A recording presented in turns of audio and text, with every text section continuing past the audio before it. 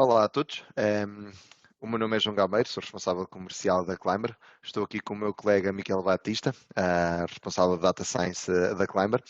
E estamos aqui a convite da Paratitec para o Pavilhão 3. Desde já agradecemos e enaltecemos este evento e a forma como está a decorrer. Hoje o objetivo é falar um bocadinho aqui das ferramentas e como ferramentas do setor hoteleiro e como é que houve uma transformação digital tanto na hotelaria e como na própria utilização das ferramentas. Desde o início de 2020, em que estávamos numa época pré-pandemia ainda, no início, como as ferramentas se tiveram de adequar e adaptar à situação do Covid e como isso vai impactar aí o futuro. Bem-vindo, Mica, obrigado aí por teres aceito também o convite aí da Paratitec. Obrigado. É um prazer aqui também. Agradeço também à Paratitec e ao Pavilhão 3 pela oportunidade, sim. Ok, obrigado, Mica. Nós vamos aqui só explicar aqui um bocadinho. Vamos fazer aqui fazer com que isto não seja tão monótono. Vamos tentar fazer aqui um diálogo e discutir aqui algumas ideias entre eu e o Micael. Vamos começar com uma contextualização, falar um bocadinho do passado, como isso afetou o presente e o que é que vai ser do futuro, que ninguém sabe, mas toda a gente tenta adivinhar, então vamos tentar aí dar uma ajuda para isso. Pegando aqui um bocadinho na contextualização, a Climber, ela opera essencialmente no mercado da América Latina e no mercado da Europa, com foco mais no mercado nacional, em Portugal, e com alguma expressão no norte da Europa. Então nós tivemos aqui já duas velocidades de pandemia e fomos afetados de duas formas diferentes. Focando aqui um bocadinho mais no mercado nacional de Portugal, havia no período pré-pandemia, havia uma concorrência gigante entre os hotéis. Se pegarmos cidades como Lisboa, a Baixa de Lisboa, havia uma concorrência muito gigante entre os hotéis.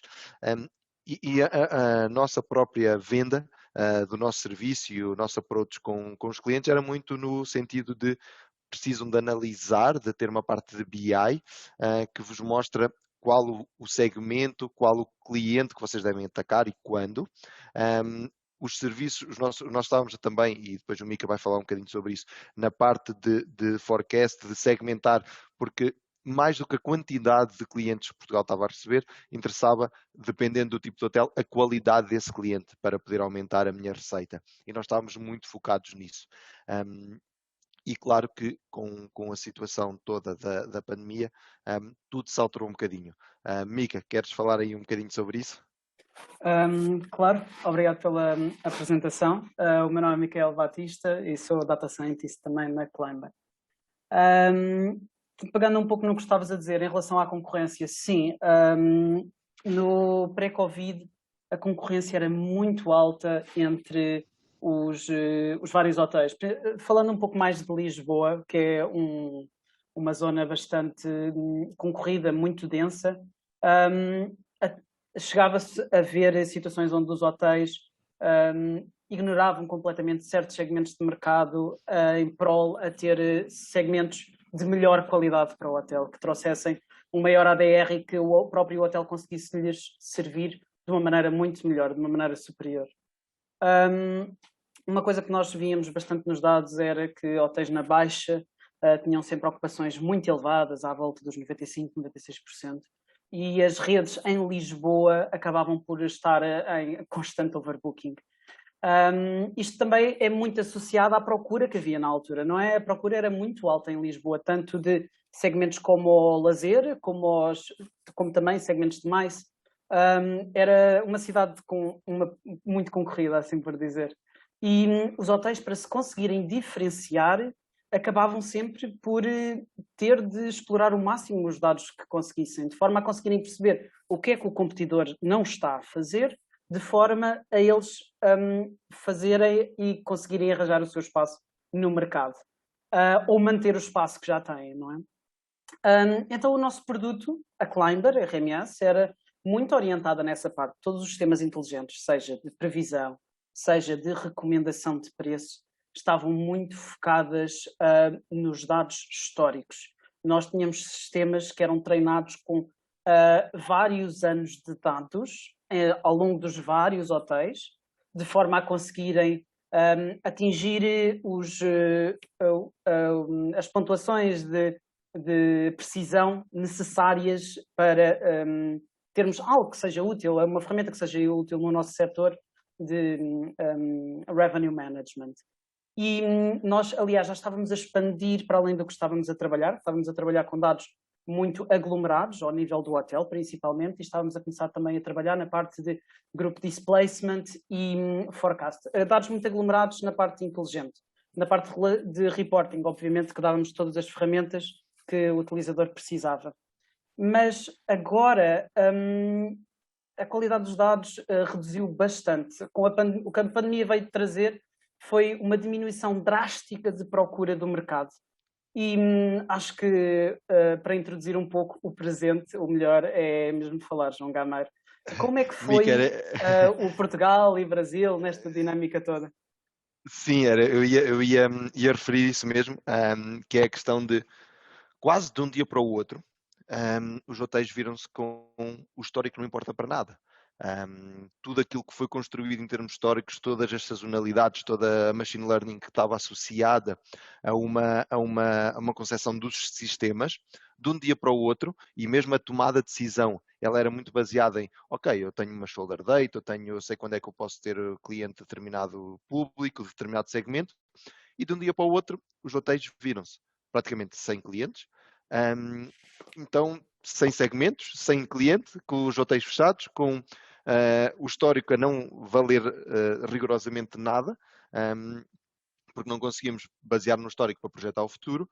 Então isso trouxe aqui uma novidade para todos nós, porque nenhum de nós ainda tinha vivido uma pandemia e uma situação em que houve lockdowns e estão a acontecer lockdowns um pouquinho por todo lado, mas naturalmente que isto tem assimetrias entre Portugal, essencialmente entre Portugal e Brasil, pela dimensão, pelo facto de Portugal ser um país mais periférico, que vive mais do turismo externo, e o Brasil, como um país continental que é, mesmo que as fronteiras externas estejam fechadas, consegue ter tem muito mercado interno para explorar.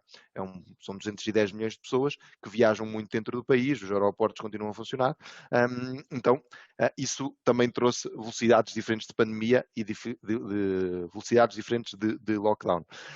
Mas o que aconteceu foi que os hotéis basicamente diziam: eu não quero saber quem é o cliente, eu quero é um cliente, porque o desespero naturalmente afetou toda a hotelaria, estavam à procura, a procura era por clientes, fosse quem fosse. Então a segmentação deixou de importar.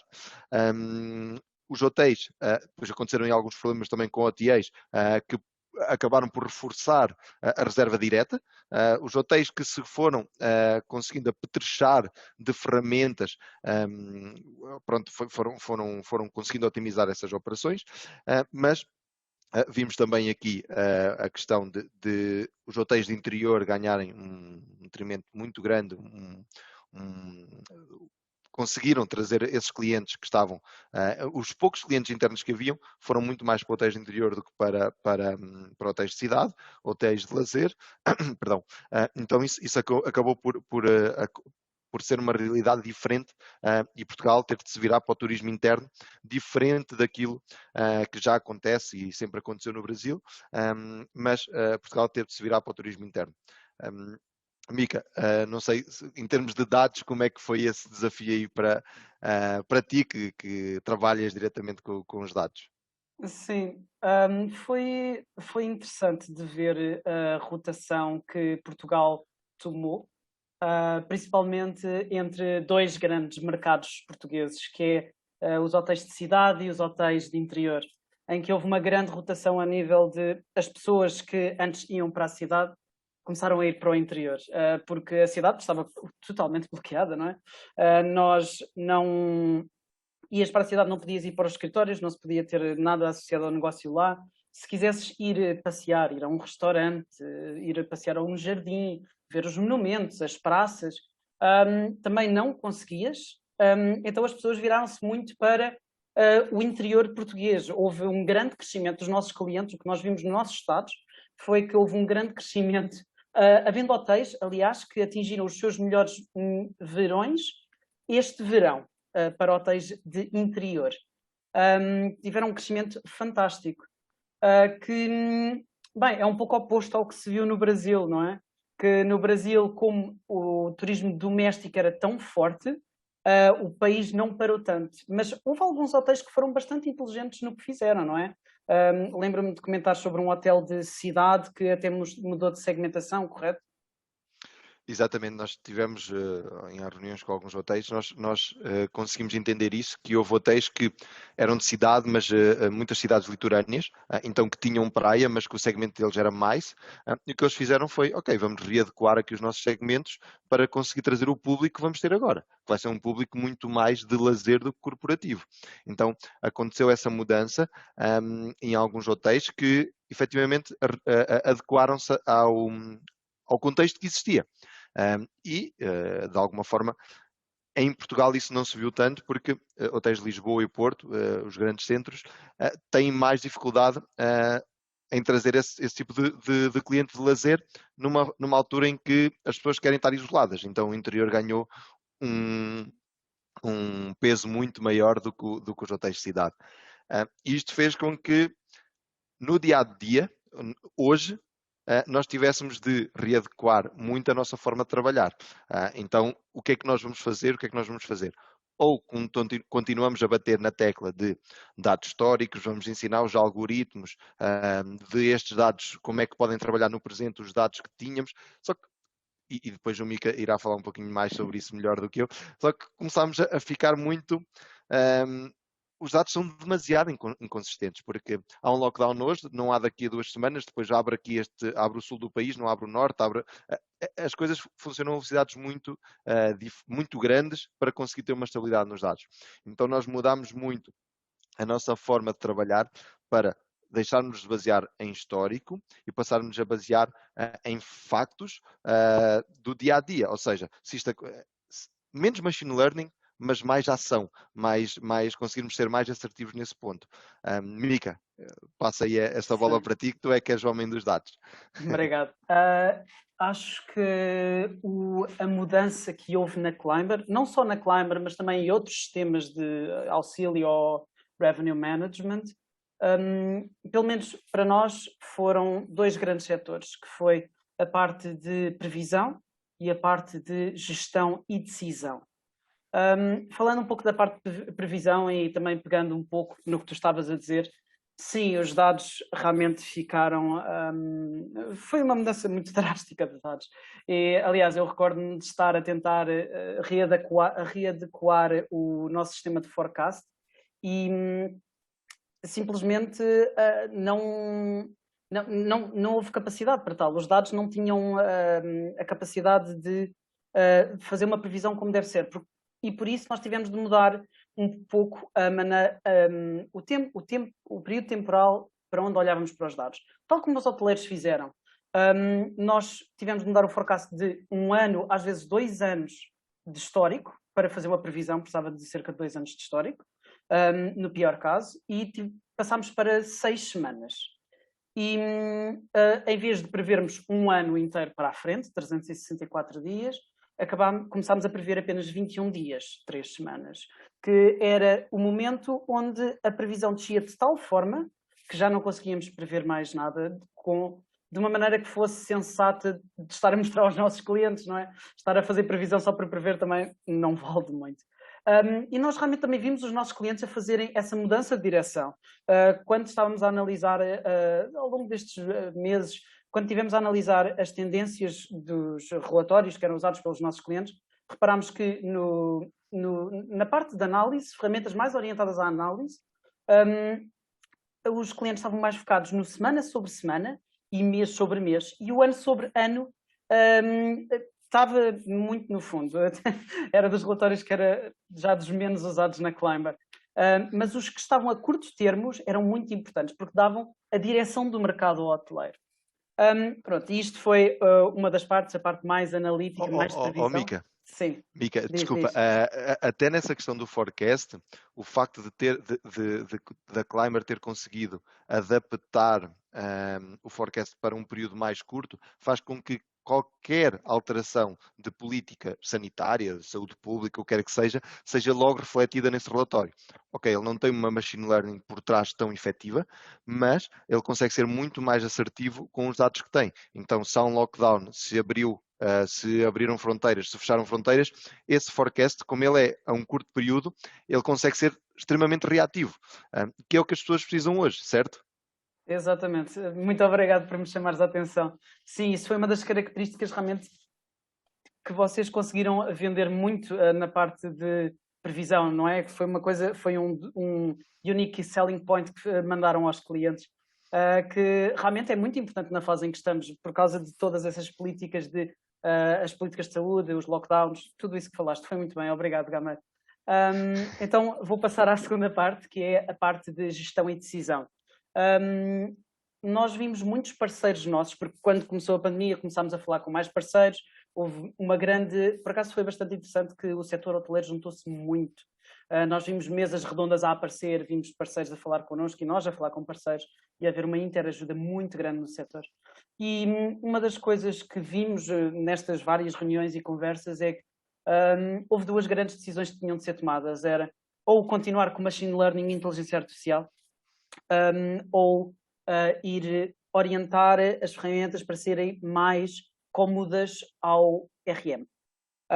Houve parceiros que realmente optaram por continuar com o Machine Learning e Inteligência Artificial, mas vimos que eles, no back-office, por trás do palco, estavam realmente a ter muito trabalho manual, a tentar gerir todos os parâmetros de todos os sistemas que eles tinham.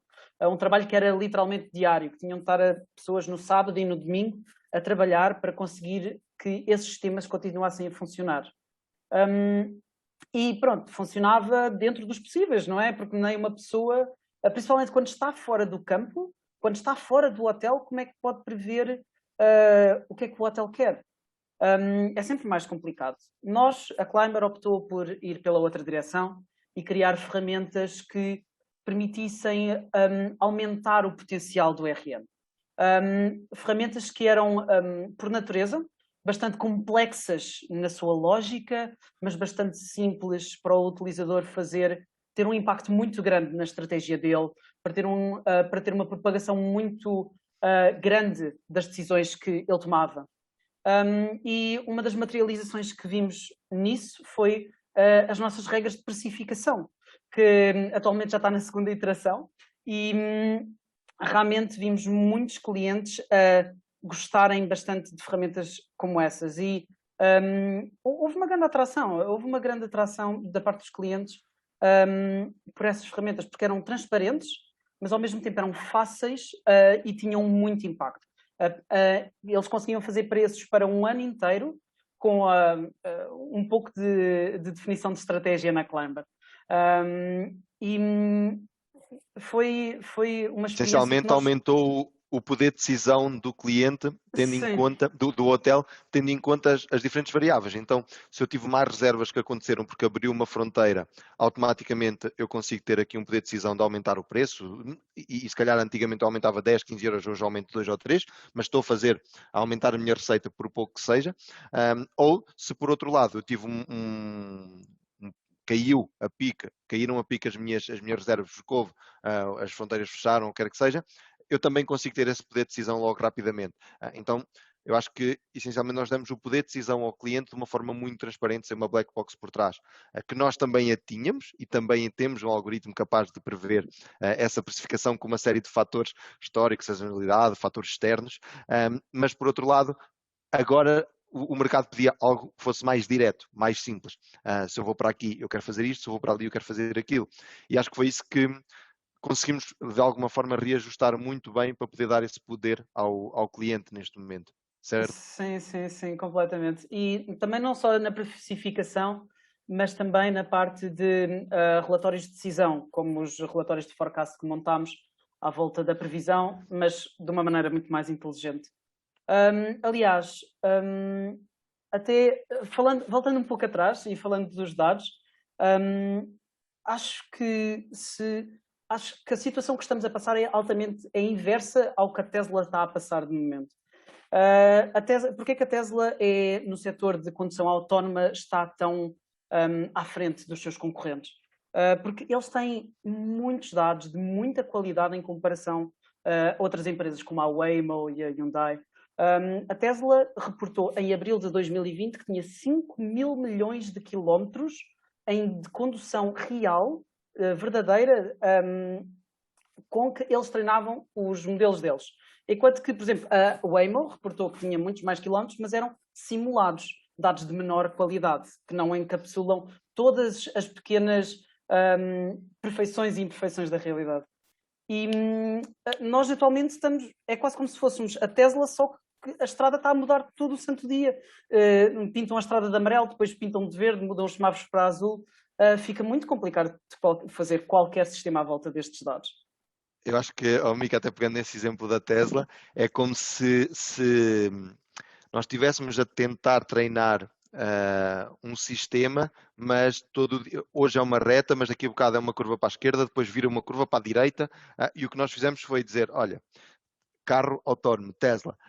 O que acontece então é, quando existe uma curva para a esquerda, tu vais para a esquerda. Quando existe uma curva para a direita, tu vais para a direita. E mais do que lhe dizermos como é que ele podia aprender sozinho sobre isso, faz isto. Neste momento é mais importante isto do que ele ter a própria machine learning, porque a incapacidade de ter os dados neste momento estáveis para podermos fazer esse tipo de análise é essa incapacidade, essa vulnerabilidade dos dados neste momento é demasiado grande. E acho que aqui a grande questão que se coloca agora é: e amanhã? E o futuro? Como é que vai ser? Eu acho que, essencialmente, há aqui uma grande ideia que é: quem se preparou melhor agora, quem foi obrigado a otimizar as operações, vai sair melhor. Houve uma digitalização muito grande da hotelaria, obrigada a isso. Até próprias reuniões por Zoom, que antigamente era tipo um bicho de 7 cabeças para o cliente, hoje é uma coisa banal. Então houve uma digitalização grande da hotelaria e a grande questão é como é que os hotéis vão sair daqui. Quem está com as ferramentas certas, quem conseguiu trazer mais reservas diretas, menos custos de distribuição, quem conseguiu otimizar a operação do dia a dia, naturalmente que quando os turistas voltarem, vão estar muito mais bem preparados. Mas e o futuro, como é que vai ser? Vai voltar o turismo de massa? Os segmentos vão voltar a ter importância? É decisão versus um algoritmo XPTO cheio de machine learning? Mica, vou passar esta bola para ti porque isto são dados e é a tua praia. Obrigado. Eu acho que a nível do futuro podemos dividir em dois grandes setores. Que, como tu disseste, a parte da otimização vai ter um impacto muito grande no futuro e também a parte da segmentação. A Deloitte lançou há uns tempos um estudo a falar exatamente sobre a reentrada da hotelaria no mercado, o regresso do turismo.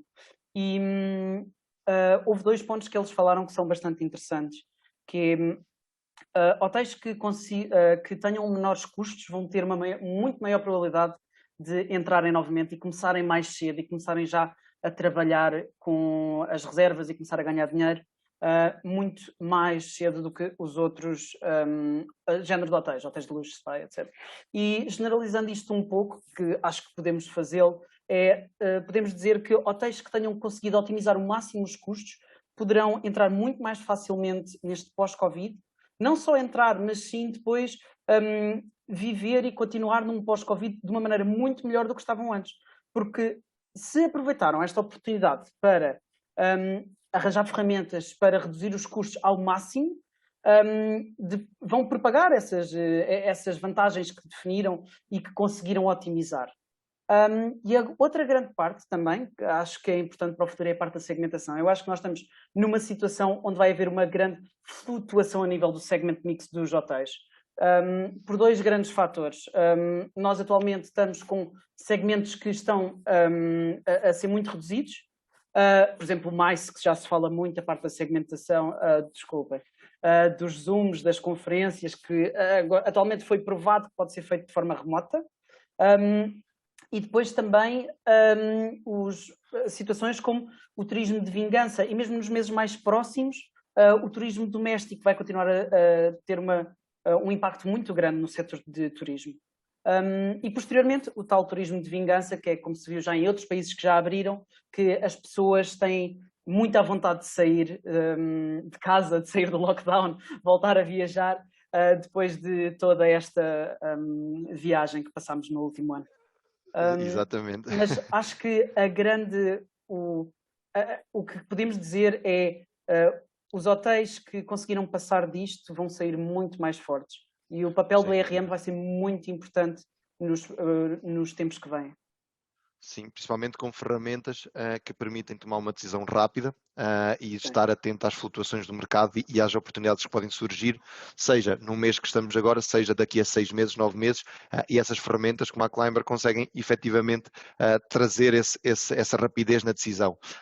E associado a isso, a parte dos segmentos, que é a decisão segmentada, ou seja, vou tomar uma decisão para um determinado segmento porque é isto que me está a trazer reservas agora. É aqui que existem as oportunidades. Então acho que sim, que os hotéis que estiverem bem apetrechados ou melhor apetrechados vão ter um futuro menos difícil do que os outros hotéis. Então acho que fica aí esse repto para o futuro. Claro que é um bocadinho de futurologia, vamos ver o que é que o futuro nos reserva, mas esperemos que seja um futuro risonho e que a hotelaria continue a demonstrar a resiliência que sempre demonstrou em Portugal, no Brasil, no mundo como um todo. E acho que terminamos por aqui, Mica. Muito obrigado por teres aceito o convite mais uma vez. Mais uma vez, obrigado à Paratitec e ao Pavilhão 3 pela iniciativa. Esperemos ter contribuído de alguma forma para o debate e estamos sempre disponíveis para o fazer. Obrigado.